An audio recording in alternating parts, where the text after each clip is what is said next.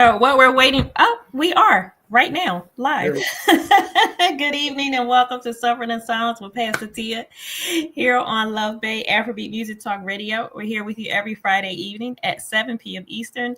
Love Bay family, we are rising out of the ashes together. Our topic on this evening, it's more of a check-in and a catch-up with each other, with our co-hosts.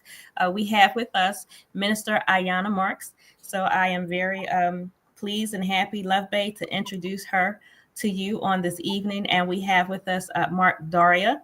Listeners, if you have any questions for myself or for our co-host on this evening, you can email us at sufferinginsilencedv@gmail.com. You can also text us at 437-778-3299.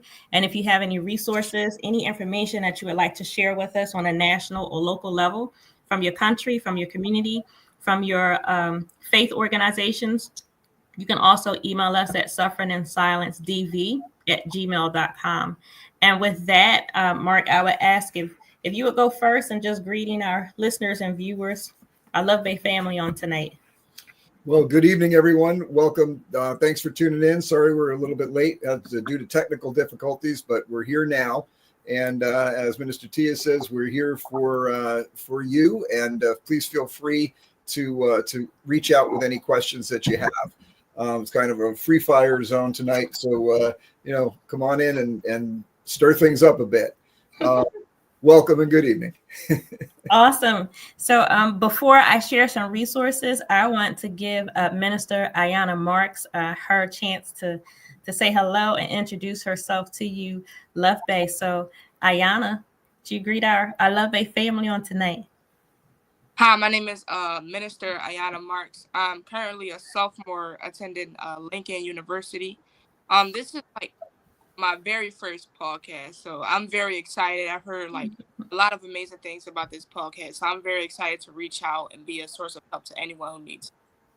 Thank you so much. So Love Bay, one of the things that I wanted to do as we move forward was I wanted to be able to extend our co-hosting capabilities, to be able to speak to a part of us, a part of the world, give a voice to our younger people. And that is what Minister Ayanah does. As we move forward, she'll tell you more about specifically her advocacy work and what she does. But her voice is here with us. So this is her first night. And we will be seeing and hearing some wonderful things from her. I've worked with her in ministry for a while now, and I've just seen her grow and develop, and I've seen her passion for what she does just come across in a way that is just is beautiful. So she has a voice that our young people need to hear. She has words that they need to hear. So I appreciate her for being with us, for being here, and for what she has to offer. So as we share some resources and then move into our topic, I first want to share with you guys Out of the Ashes Inc. If you would like to help us with our nonprofit, our huge endeavor is providing immediate and emergency funding for those who are victims and survivors of domestic violence, who are dealing with issues from that. You can write a check to Rise Out of the Ashes Inc. Our address is P.O. Box 15, Drexel Hill, PA. Or you can visit GoFundMe and find our nonprofit that way if you would like to give. But we help individuals with monetary items that include toiletries, utilities, medication. We help with relocation. If there's a financial matter that we can help with, that is what we do. So we go beyond sharing paper resources or numbers and websites. We try to actually help in the best way that we can. I want to share a Befrienders volunteer action to prevent suicide. To find a helpline by country, you can go to their website, which is befrienders.org. I want to share Polaris Project, the National Human Trafficking Hotline. Their number is 1-888-373-7888. Or you can text the words "Be Free" to the number 233-733. And their website is polarisproject.org. In the United States, we have the National Domestic Violence Hotline. Their website is thehotline.org. Their phone number is 1-800-799-6999. 7233. And then we have the National Teen Dating Abuse Helpline in the United States, which is loveisrespect.org, their website. And their number is 1-866-331-9474. So again, Love Bay, our topic on tonight, what we really wanted to do tonight was just come together for a check-in, for a catch-up, so we can get together and see what we're doing, how we're doing, make sure everybody's good. So Love Bay, I encourage you to reach out to your friends, your family, your colleagues, whomever, just check on each other and make sure that they're good. So I want to first start with our co-hosts who aren't here. So they aren't here because they are working and doing stuff. So Erin is actually working on an awesome project that I hope she will at some point just come and share with us. We'll be able to turn that into an interview. We interview everybody about everything. So Erin is working on a project. Bob is progressing in his acting career with his wife, Linda. So he is working on some awesome projects. He is doing some plays and I believe some short films. So he has much to share when he gets back. And Love Bay, you know, Jen is literally traveling the world as we speak. So she is on some great trips right now and doing some interviewing for the Human Experience. So she will have much to share with us when we get back. But for those of us who are here, again, our check-in, our catch-up, we want to start with Minister Ayanah Marks. So what I want to do, Minister Ayanah, is give you the floor and let you tell Love Bay what it is, where your advocacy work lies. So my advocacy work lies within like how do I help out like where like I'm wanted. Like whether that's like friendships or like in my community or like in church. A lot of youth will tend to come or attract to me because they see a how do I say, they see a light. They see a light or as someone that can help them or someone that sees them, and I allow our youth to feel seen and feel heard. And with my advocacy, I communicate, I talk, I reach out, I even like share motivational quotes, motivational videos. Even sometimes if they want to go into prayer, we tend to pray a lot. And I just be there to help, to make sure like they feel seen, that they feel wanted, that they feel heard, and that they know like they are wanted in this world and they are wanted by someone. So that's what I do with my advocacy. So that is awesome. And Love Bay, what I have seen, and Ayanah, you can stretch this out a bit further. One of the biggest parts of Ayanah's ministry that got my attention was her work in suicide prevention. Like she is a voice for young people who are hurting in such a way that they feel that taking their life is the last resort, the only option for them. And so I have seen her speak on this issue passionately, and I've seen her do it in a way that it was like, yes, she needed to say what she just said. She needed to be the person standing in this space so our young people could hear her, and she's able to relate to our young people in a way that they receive. So, Ayanah, can you talk about that? What put that desire in your heart, or where did that specific notion, the suicide prevention, where did that come from? It all stemmed when we were like in COVID, during COVID time when everyone was like online and everything. Social media is really a big role in this generation, and it started to develop really bigly over quarantine. So I would see a lot of times like especially our young men will be going through like a lot of things mentally, and going to social media will be like their way to vent or their way to feel heard or seen. And then the comments will not be like totally on their side, because it's a stereotype that men should not have feelings, and that's like a bad thing. So I would see like comments on social media that will like bring down our young men or bring down our young women as they're trying to reach out to get help. And it wasn't seeming fair in my eyes, and that's not how the world should see things. Like you shouldn't bring down somebody else when they're trying to reach out for help. So I decided that it's like, okay, like even if I'm not as big as other influencers or big as other people in this world, I can at least use my voice, or I can at least try to do something, because God has blessed me with a gift. So I can at least try to do something to try to help somebody out, or get them out of their pit, and not kick somebody while they're down, instead just bring them back up. And that's what I was doing over quarantine. I was, sending nice comments on social media. I was telling everyone to have an amazing day.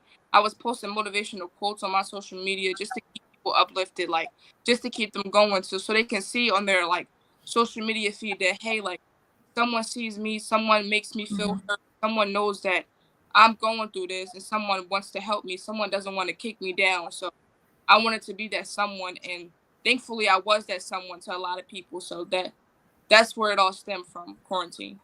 So that is awesome. Yeah. And she can preach, y'all. she can she can preach. She got that one.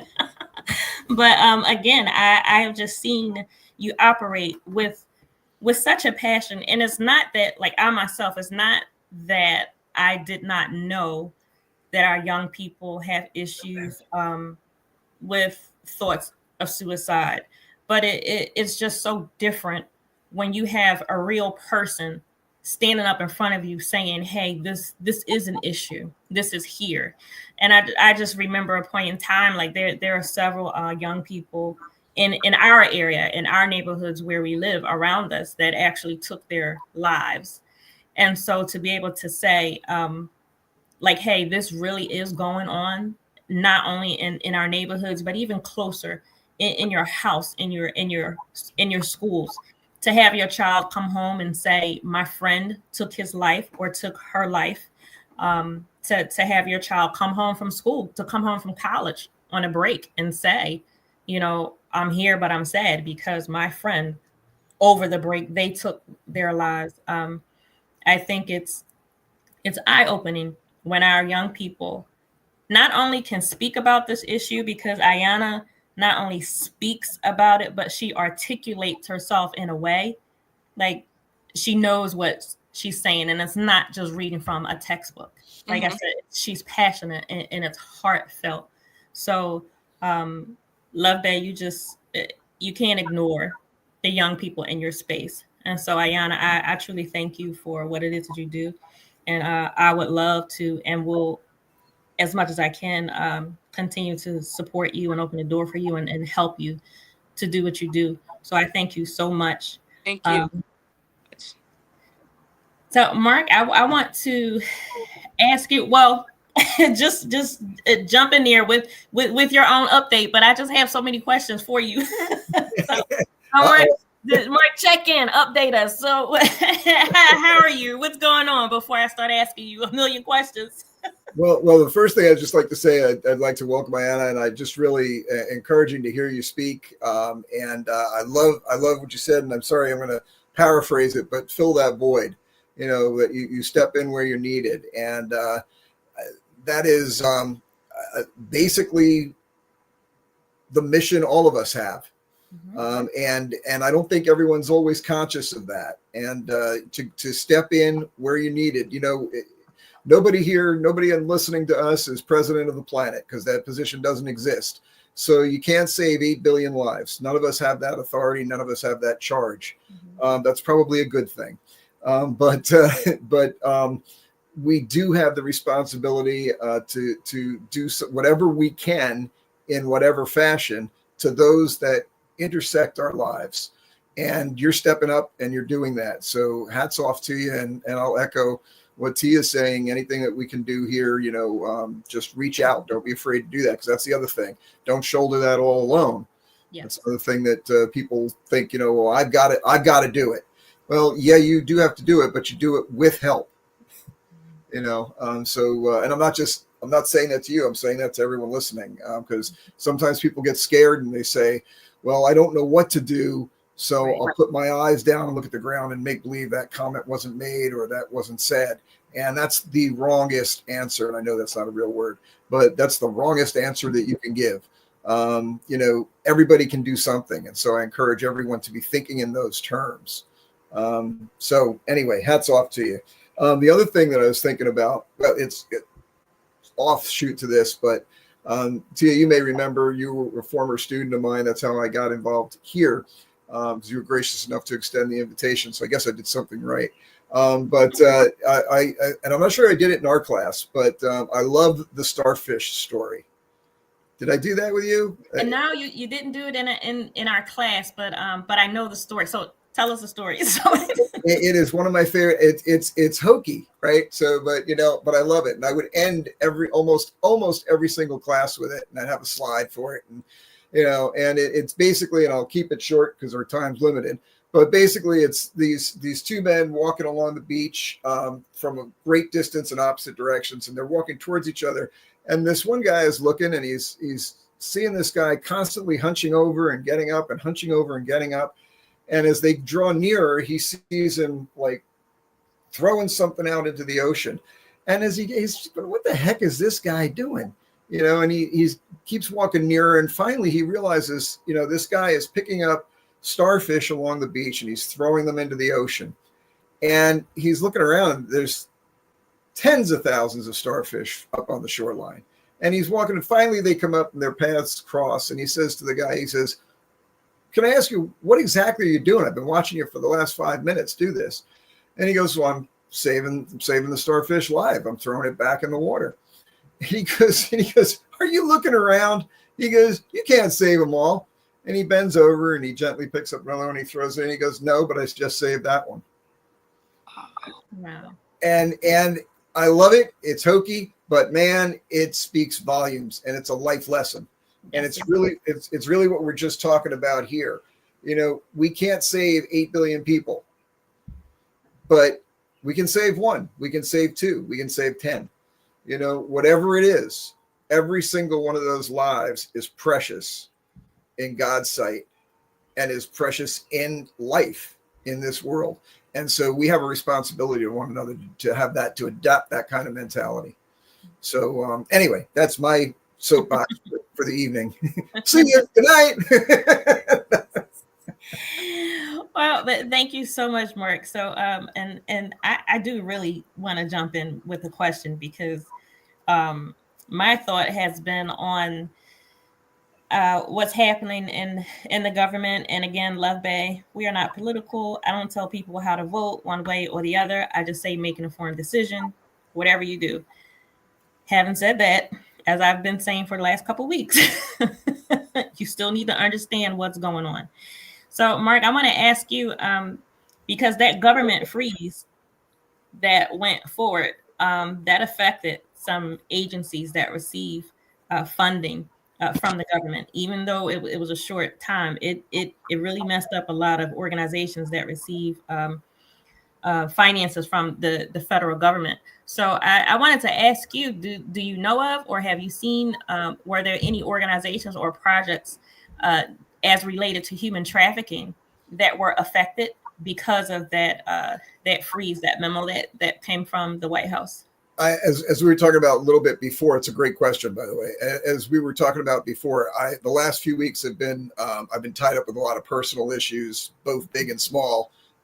So I have not been as attentive on this issue as I should be. But to speak to your point, I think the current philosophy of the current government is, there, as in most things, there's a blessing and a curse to it, right? I mean, the freeze was instituted, or has been instituted, because of waste and corruption. And while I'm not tracking that minute by minute, we are finding that there has been waste and corruption. Again, not surprising. Anywhere where there's large sums of money, there's going to be somebody trying to get at it. And so we shouldn't be surprised by that. The negative side of that is that in an effort to get to that and root that out, which, by the way, I'm personally all for, and as taxpayers, we all should be, because that's our money that's being taken and run away with.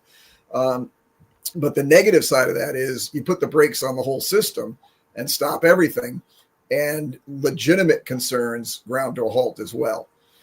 So there, you get this dynamic going where you want to say, wait a minute, legitimate agencies are being affected by this. And I'd like to think this is a conversation for a month or two from now.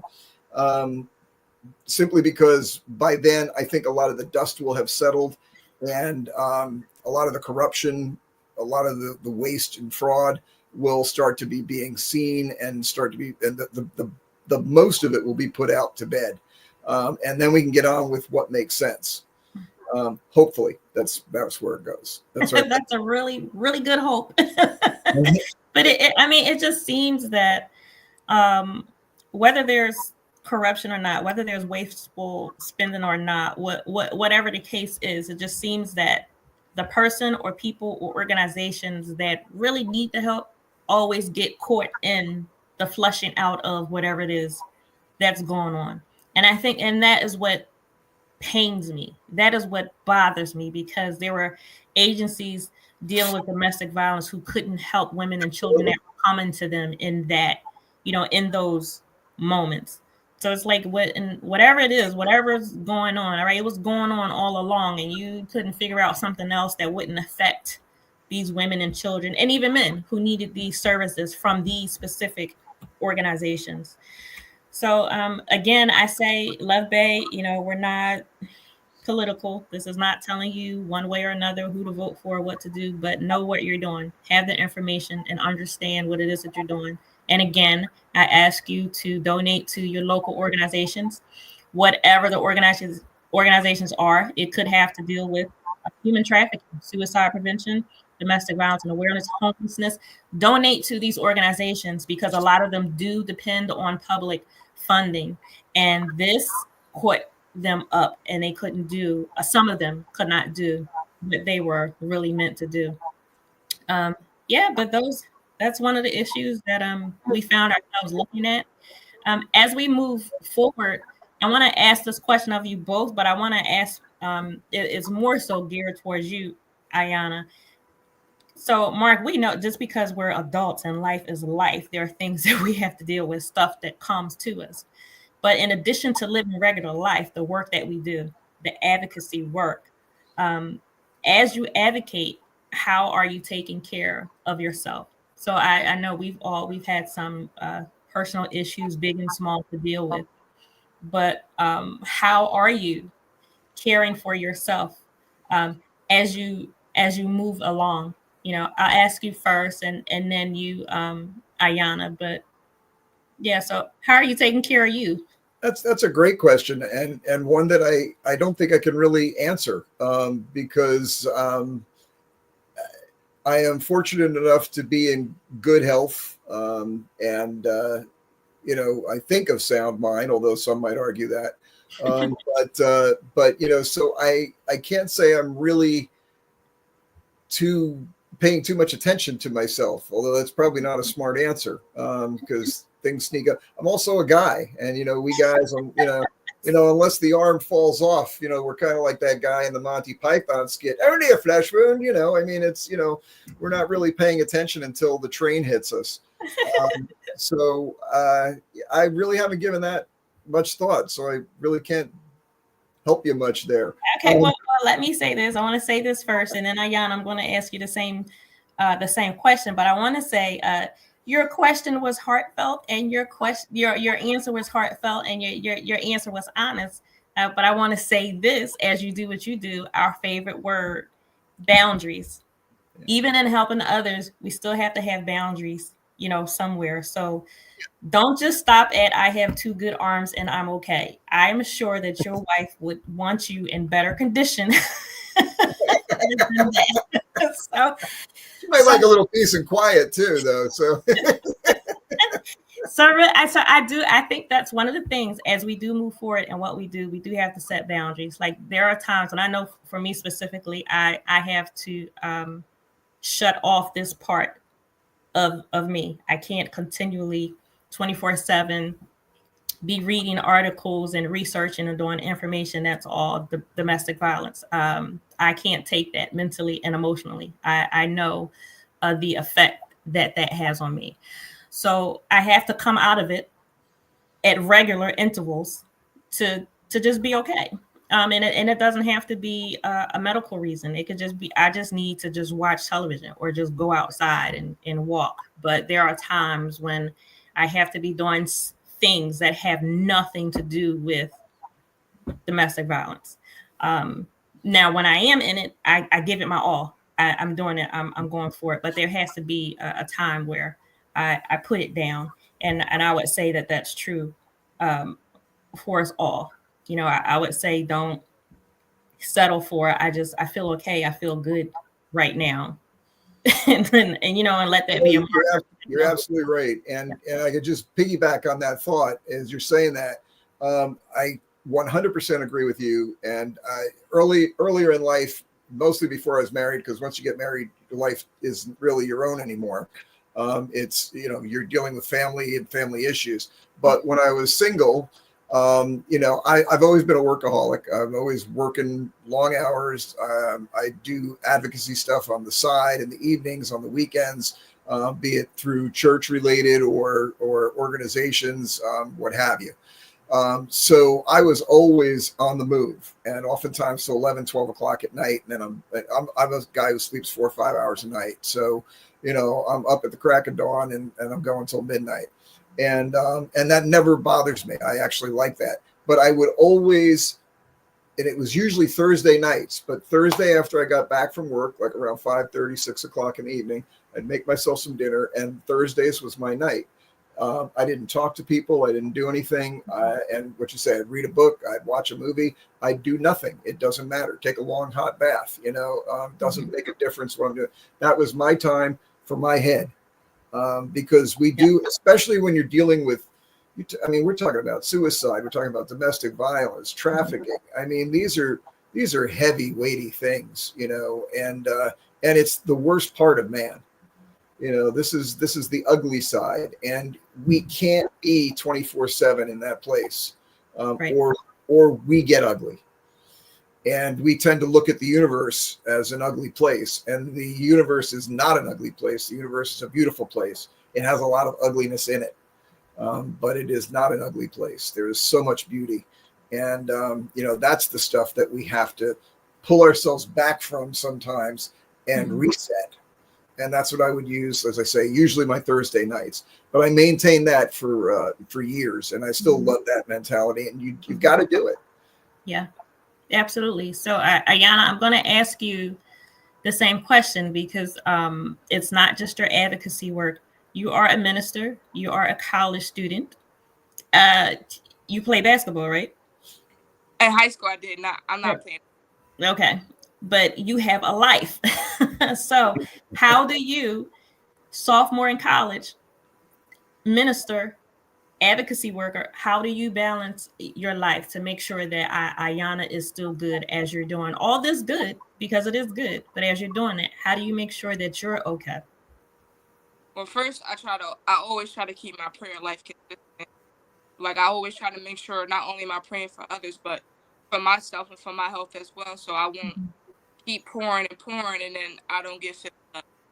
Also, I'm starting to get into fashion more. So when I'm not doing my advocacy work, or when I feel overwhelmed, when I feel like things are like piling up and I just can't, like, it's too much weight on me, I try to like go into like sketching out things, or I catch myself journaling sometimes, writing about how I feel and then writing about things that I can do. Like, if I'm feeling stressed and overwhelmed with school and as well as being a minister, like, try to journal and figure out, like, okay, like, maybe I can focus on this now, and then when the time comes, I'll focus on this. But sometimes I'll be having myself like separate the two. I'll be having to catch myself to realize, like, I'm only one person. I can't be multiple people.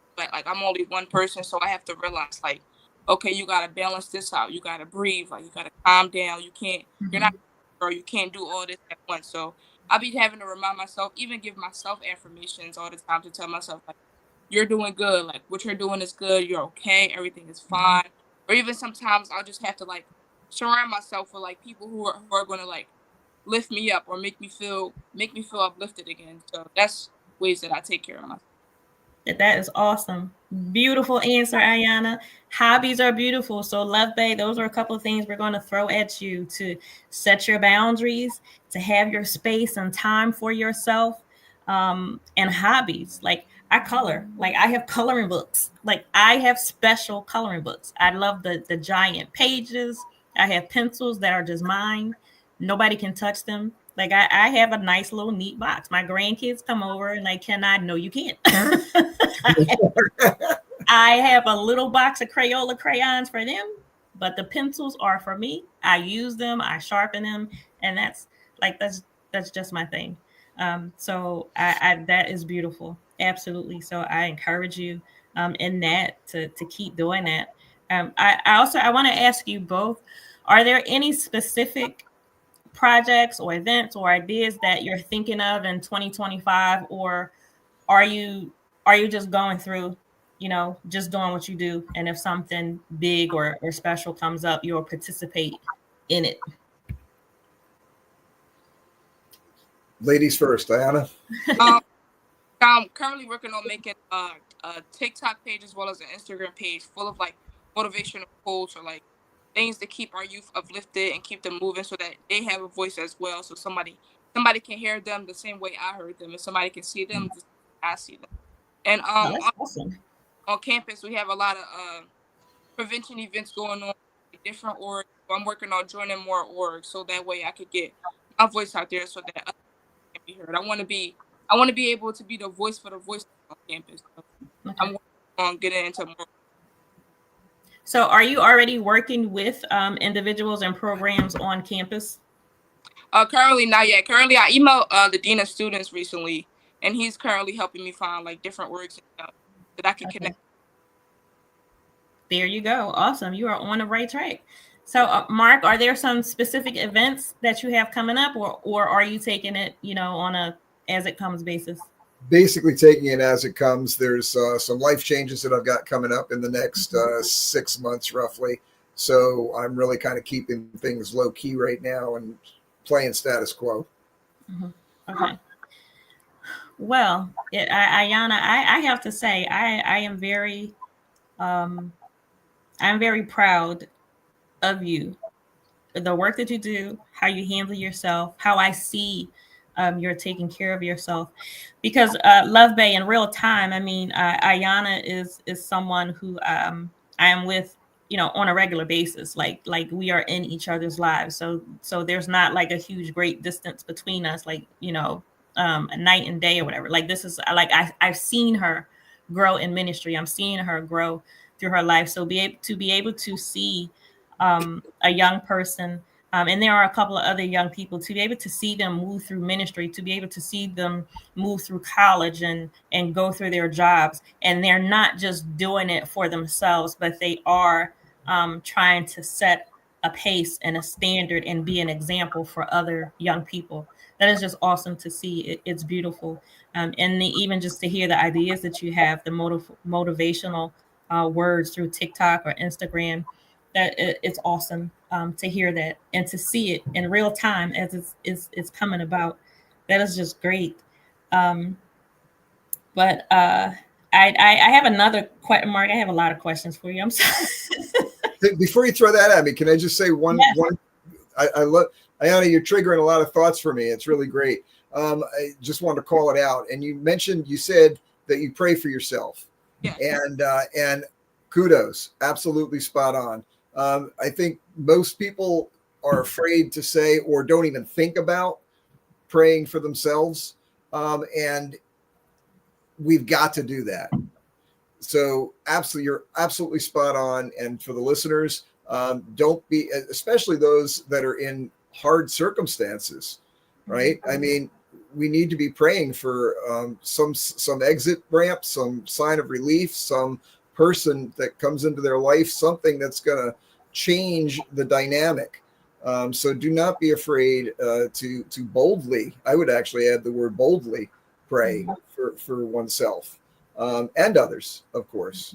So yeah, hats off. Thanks for making me think of that and making that loud. Now I'm ready for the questions. Okay, all right. I have my question now. So thinking again of the government, some of the changes that we've seen, and this has been a question on my mind that I've wanted to ask you.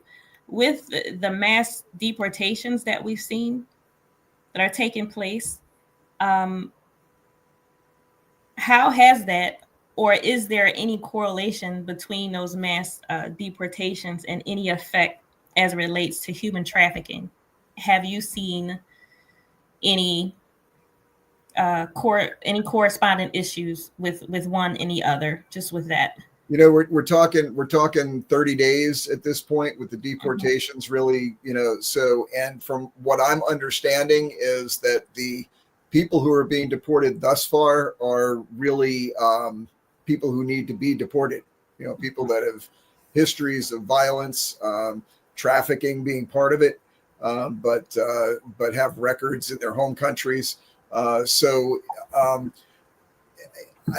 don't think that's so much going to be controversial as where the administration takes that in 6 months or a year from now. Do we get out bad people, who shouldn't be here, or do we then start going after people who have been here for 20 years? I know plenty of people who I've lived in California for a number of years. Where there are many illegals, but they're hardworking, honest people, and they've built lives here. Many of them to the extent that they wouldn't even fit in their home countries anymore. And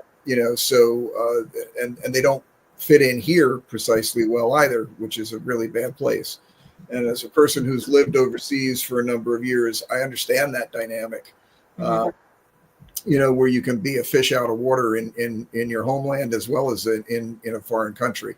So it is an interesting dynamic. I think the water's still not deep enough for us to really start tearing it up. And I'd like to stay optimistic and positive, on this. Look, the fentanyl that's been coming across the borders for the last several years, we're losing tens of thousands of people, and it's affecting the youth of the country. How do we end that? How do we put a stop to that? We can't endure that as a nation. What do we do? Well, we're going to come up with all kinds of answers. Some of them good, some of them bad. And again, this is a national issue, so we're going to have to come up with national solutions. And right now, we've got some activity. Whether that pans out to be correct in the short term and wrong in the long term, or wrong in the short term and right in the long term, who knows? At this point, I still think we're really too early in this. And what you're asking for is stats, and stats are something that at this point, I'm thinking of von Clausewitz in The Fog of War. This is like, it's happening as we speak.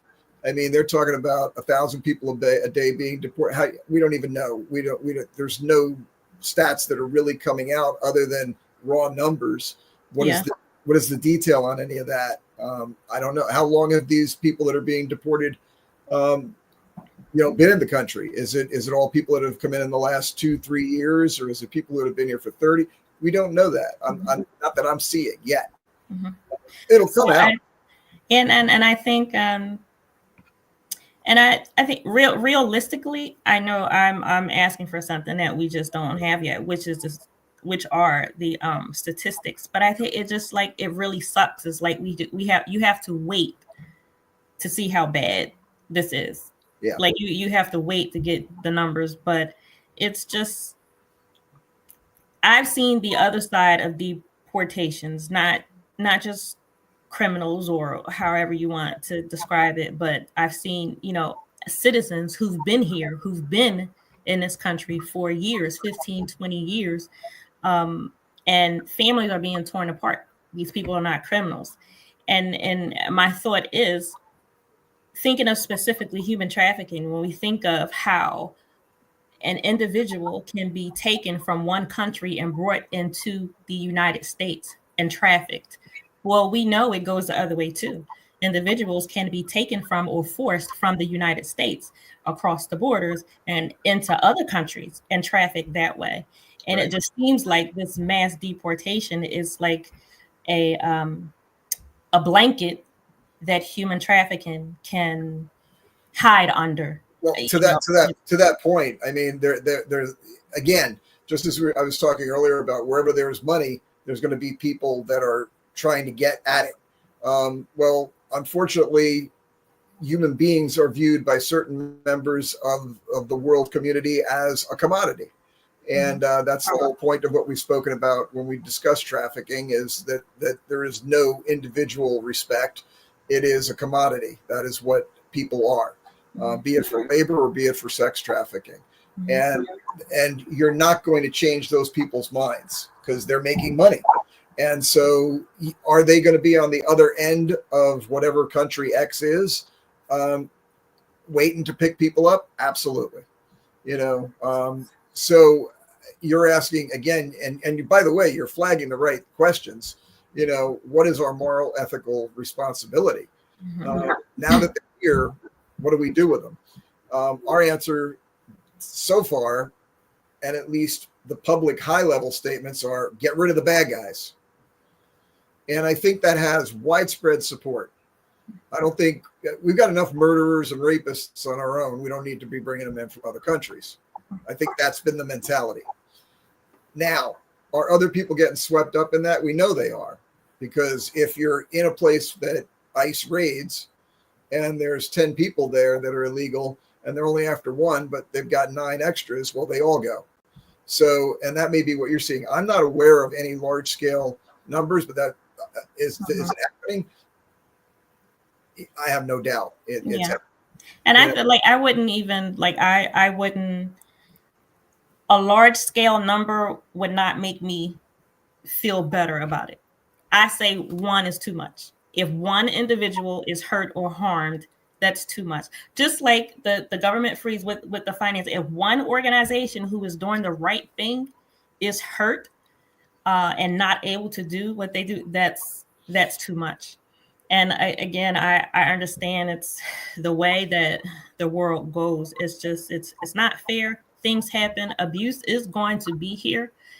But I think that's when we can look at our individual selves and say, what can I do?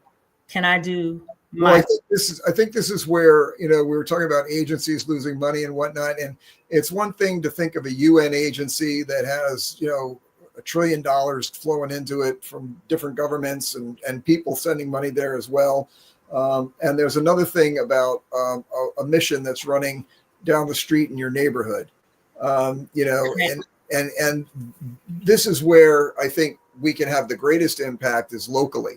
Again, it's one of those things, not president of the planet thing. Well, I can't take care of UNESCO. I can't take care of massive organizations, but I can go down and work and volunteer. I can go down and help. I can go down and write a check or donate, or, you can find a way to assist.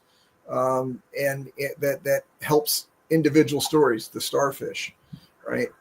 We can have that kind of an impact. And again, that's, I think, where most of the answers start.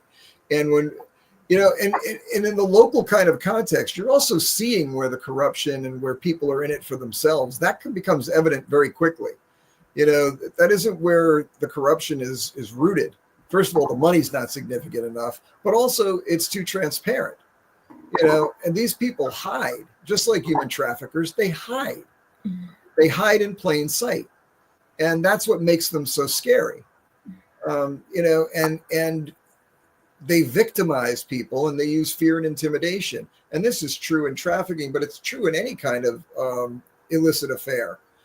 So this is what people do, and they're, again, and I know we've spoken about it in here before.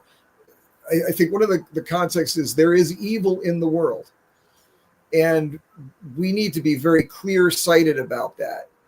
There is evil, and what do we do with it, and what do we do about it?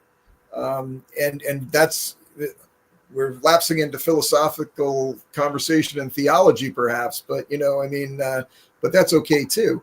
But that is really at the root of this. And as you're saying, one person is too much. In theory, I agree with you. And that is actually the basis of our whole legal system, by the way. Our whole idea is that, not guilty until proven innocent, but innocent until proven guilty. Now, has that been abused and misaligned? Absolutely. Of course it has. But again, that's the whole paradigm that we're talking about of human nature getting involved and convoluting whatever is good. And I think, again, that's where, as individuals, that's where you take a stand. And that's where, you may not be able to get to the White House, to get through the Senate, the Congress, and do whatever. But you know what? On your street, on your block, in your home, there are things that you can do, and you can make a difference. A little bit is a lot. And I think people are discouraged because they may feel like, I don't have a huge platform. I can't reach thousands of people at one time. But you know what? If you can go down the street to that elementary school and you can help a few kids, or if you can help a few teachers out who are helping those kids, a little bit goes a long way. And I think as we do that, we can be able to shed a light on each other and encourage each other, just as Ayanah is doing. Absolutely. And Ayanah, I wanna ask you, not just on college campus, but as a whole, as you move forward in ministry among young people, what do you want to see happen? What if you could just pull out one thing right now as you're moving forward, what do you want to see happen with young people? True happiness, like a true smile on our youth's faces, like true joy in their heart, like not masking it. Because some of our youth tend to put a happiness mask over their sadness, so Mm-hmm. they won't seem weak to other people. But if our youth are more like, if they show their happiness more, and if they don't try to hide their emotions more, I feel that our youth will be more motivated. They'll be more pushed to do things. They'll be more inspired. There'll be more inspirations. Like they'll be the light to everybody's world if our youth just find their true happiness. And I feel our youth are going to try to find their true happiness. Mm-hmm. Find their true happiness. It just takes time. It's not always easy. It's not always fast. But I just pray. My prayer and my hope is that our youth find their true happiness. They won't mask their sadness with fake happiness. Wow, Ayanah, that was beautiful.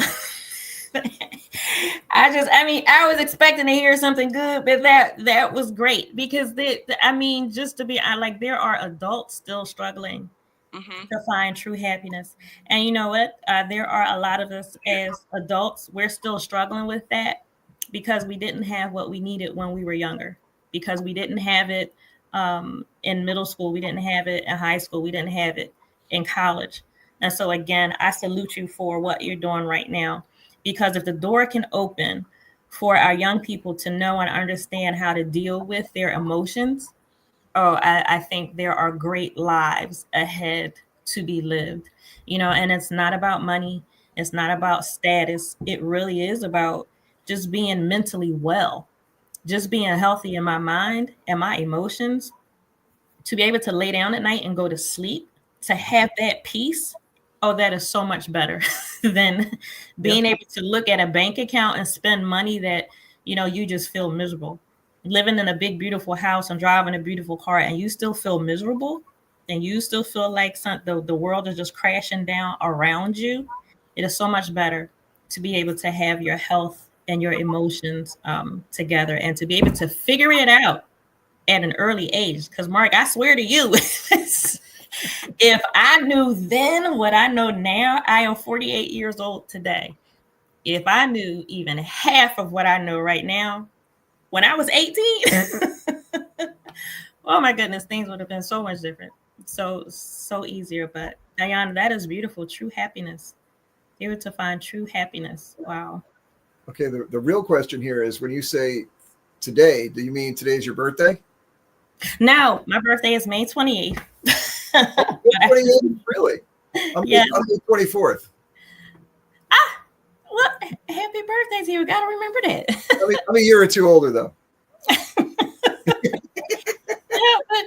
Yeah, but I just mean, just as in, I got you. being, you know what I mean? It's just, things would be so so different. And I even have to say, just being on a college campus, to have a healthy outlet, to have a healthy atmosphere. When I started college, I started at Drexel University, and I'm telling you, by the end of my freshman year, I had a true culture shock. It was like I was in this white university, predominantly white university, beautiful school. I mean, Drexel University is one of the best colleges in the United States. But I'm in there, I'm on campus, and it's like, there are not a whole lot of black faces here. And it's like, it just hit me. It's like, I can tell you about Leonardo da Vinci and Michelangelo, and I get all that stuff that I was taught about everything else and everybody else. But I'm like, what do I know about me? Yeah. What I know about my culture, and I'm not going to learn it here. I'm not going to learn it in this place. So I was learning how to get through with what I already knew, with what I already learned about everybody else's culture and space. I was adapting to a space with everybody else. And then it was like, but this is not me personally. Like in my freshman year, I had that for real. Who am I moment. And so to be able to have that space of what you're doing now, just that encouragement and being able to be real, like, this is what I feel. I'm confused right now. That to be able to have that would make a lot of difference in our young people's lives. I know that for sure. So again, I take my hat off to you for what it is that you're doing. But yet to be able to go back, man, hindsight is 2020. Well, your point is spot on about just being able to put your head down at night and lie down in peace. And I've shared a bit of my backstory in the past, and I was fortunate enough to have. I talked about my. I don't want to get too into it tonight. We don't have the time, but I after a long time, I mentioned to a guy who was my best friend, and he went home and told his parents. And I told you his father came up and got me. I was sleeping on a friend's porch and all that kind of stuff because I didn't have a home, basically. And they basically adopted me. And so, and to this day, I'm still very close with that family. To have that kind of influence in your life at a young age, because here's the bottom line. I don't know what path I would have taken had that event not transpired. Mm-hmm. But I can almost guarantee I wouldn't be sitting here with you two tonight. And that is so just so it's so real. It is so real. It is so real. And we need, it's again, I keep coming back to that hokey starfish story, and I was one of those starfish, so and how do you get help? Somebody picked me up and threw me, back into the water. And so, you kind of spend the rest of your life trying to do the same thing for others. Mm-hmm. Because you understand what it is, and you know and it doesn't matter who it is, you just try to offer the alternative and say there is hope. There are people who care. It's, we talked about the world being ugly, but it's not an ugly world. There's beauty in it, and there are beautiful people, and so we just need to decide which side of the fence we want to be on. Yes. Yeah. So we're a little bit over the hour, but I have one more question for you, Ayanah, and after this, then I would like for you and Mark to just give your final words on this evening to Love Babe, and in that vein of just catching up and just checking in, and just being good. But my last question to you, Ayanah, have you noticed that there are younger people who are receptive to you, who have had conversations with you or received you or your words in a way, and that they would not have opened up to another person, to an adult? Like, had you not come across their path, they would have continued to suffer and stay in that bubble. So can you just talk about that? Because I think that is just so very important, and that's like why you need to do what you're doing. So like in high school I experienced it. It was a young man, and me and him became like real close. We became real close. A young man, and he would come to school all the time. Just I could tell that he was hurt, but he was trying to mask it and show others that he was okay. And I just remember our one day we had an encounter, and we were joking around, playing with each other, but then I just started to see his smile, like his smile just started to disappear. So I had to sit down and truly talk to him and ask him, like, hey, are you okay? What's going on in your mind? that you're distracted, that you're trying to distract yourself with jokes. You're trying to distract yourself from your emotions, like what is going on. And from that point, he just became so open with me. He wanted to talk to me. He wanted to hear what I had to say. I wanted to hear what he had to say. He felt safe. I became his safe space, and then that made me feel like, okay, like if I can help this one person, then this one person can help somebody else. If I can save this person, then this person can save other lives. And a lot of people became more open with me. I became a more safe space for a lot of people. That's how I became close with a lot of my friends that way. I became their safe space. I became their person to come to and vent to, and they have became my person to come to and vent to, and we just been there. So that's how I got there, and I got close with a lot of people. So again, Ayanah, that is awesome. I thank you for doing what you do, and I pray that you continue to do it. And as Mark said earlier, none of us do this by ourselves. So we are absolutely here for you to help you in any way that we can. Love Bay, what I want to leave you all with on tonight, just in the vein of checking in and catching up with your friends, call somebody, go to breakfast with somebody, have lunch, and it doesn't have to be about work or advocacy or an issue. Just like, hey, how are you? Just make sure that your circle is good. Watch TV, doesn't have to have be a deep conversation, but I guarantee that somewhere somebody just needs to know I'm on somebody's mind. Somebody's thinking about me. Somebody cares.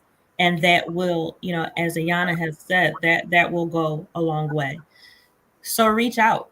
Just be who you are. And just hey, I'm thinking about you. Have a conversation. It doesn't have to be deep, doesn't have to be serious. Just hey, let's just talk. How are you? When you sincerely ask someone, how are you? When you can sincerely say, hey, I was just thinking about you, it does wonders. It absolutely does. So that's what I want to leave you with on tonight, Love Bay. So Mark and Ayanah, I'll ask you for your final words for our Love Bay family on this evening. Mark, I'll ask you to go first. What would you say to Love Bay on tonight as we go? Sure. I'll speak specifically to the listeners that are in the United States because it's really kind of off of what we were talking about here. We've been talking about doing things individually and doing things locally.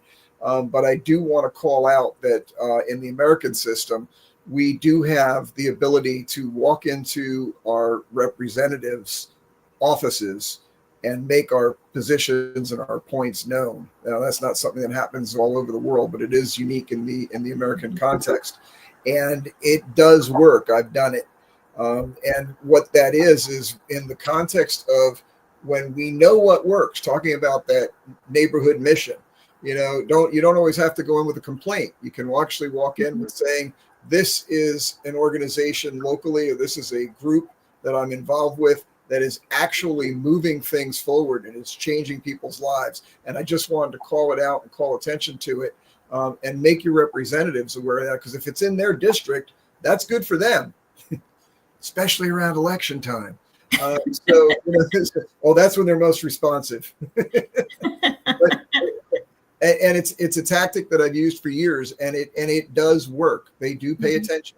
But I'm not kidding. It's you if you go to 6 months prior to an election, they really wake up. No, I did I say that out loud? No, they really they do pay attention, and yes. So if you really want to get that recognition, don't just be the person who's calling out the negative, although we need to do that too, but be the one that calls out the positive as well and says this functions, this works. What we should be modeling ourselves in other organizations after this, and call them out. Yeah.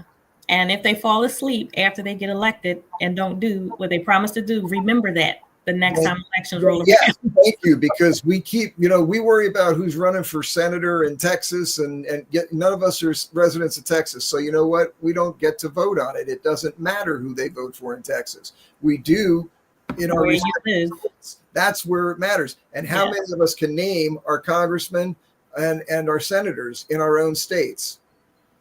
Not all of us. And that's what we need to be paying attention to, because that's where our voice matters from an electoral standpoint. Okay, I was a poli-sci major, I know, so I can do this for a while, but that's enough. Well, thank you, Mark, so much. So, Ayanah, what would be your final words to Love Bay on tonight?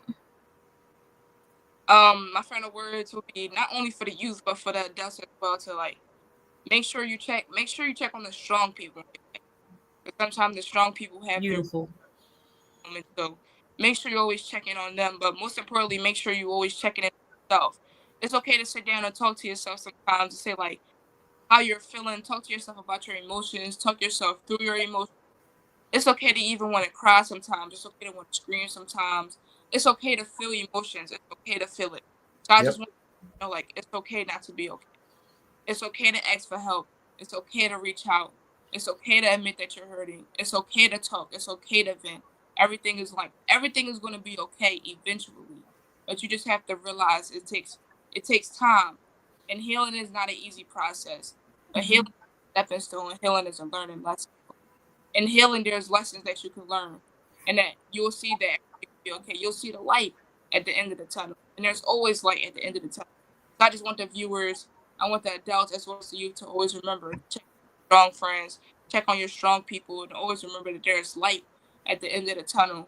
And before you even get there, you can see it. You just gotta have faith. You just gotta believe it, and you just gotta let it.